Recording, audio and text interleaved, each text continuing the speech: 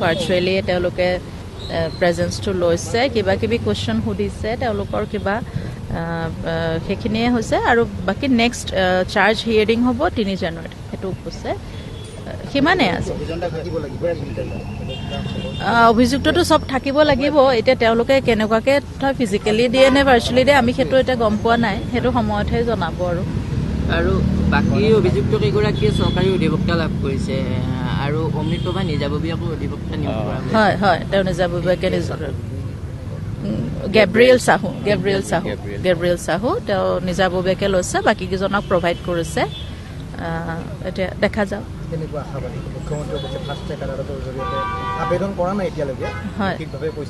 Fast track কৰিব যেন আশা ৰাখিছোঁ আমি, তেতিয়াই সুবিধা হ'ব চবৰে।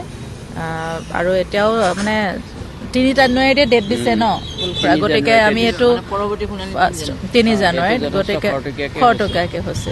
যেতিয়া আমি চিলমোহৰ মৰা চাৰ্জশ্বিটখন পাম, আমি তেতিয়াহে চাৰ্জশ্বিটখন পঢ়িবলৈ পাম। এতিয়া তাত কি আছে কি নাই সেইটো আমি পঢ়িব লাগিব, আৰু এক্সপাৰ্টেহে ক'ব সেইটো তাত কি লোকফল আছে নাই। আমিতো সাধাৰণ মানুহ, আমি ইমান একো নাজানো। আমি তাৰ পৰা খালি জানিম যে কাৰ কি ষ্টেটমেণ্ট, কাৰ কি এগেইনষ্টৰ কি চাৰ্জ, কি এই বস্তুখিনিহে আমি বস্তুখিনি গম পাম।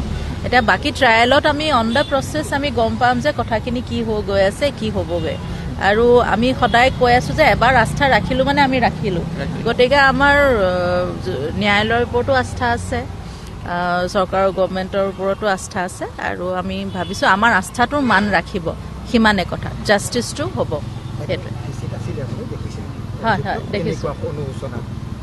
অনুশোচনা মই একো দেখা নাই, ঠিকেই দেখিলোঁ দেখোন তেওঁলোকক, ঠিকেই দেখিলোঁ ভাৰ্চুৱেলিহে হৈছে। ভাৰ্চুৱেলি, কাৰণ ইমান ক্লজৰ পৰাতো আমি দেখা নাই।